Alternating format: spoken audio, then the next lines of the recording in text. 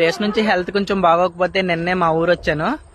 ఇంకా జోకాట్ గురించి ఇక్కడ ఎలమించుల్లో ఇంతకు ముందు మార్కెటింగ్ చేసి కొన్ని షాప్స్ యాడ్ చేశాను కదా. మార్కెటింగ్ లో నేను నేర్చుకున్న లెసన్ ఏంటంటే, ఈ రోజు చాలా రోజుల తర్వాత నేను మళ్ళీ ఒకసారి వాళ్ళని విజిట్ చేద్దామని వెళ్ళాను. చాలా మంది ఆల్రెడీ జోకాట్ మీద ఇంట్రెస్ట్ పోయింది వాళ్ళకి, ఎందుకంటే మేము ఫ్రీక్వెంట్ గా టచ్ లో లేము కదా.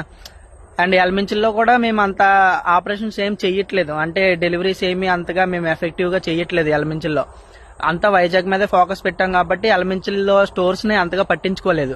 సో మీరు ఎప్పుడో వచ్చారు, ఒక 2 months బ్యాక్, మళ్ళీ ఇప్పుడు వచ్చారు, ఇంకా మేము యాప్ అవి అన్ఇన్స్టాల్ చేసేసాము అన్నారు. సో మార్కెటింగ్ లో ఇది చాలా ఇంపార్టెంట్.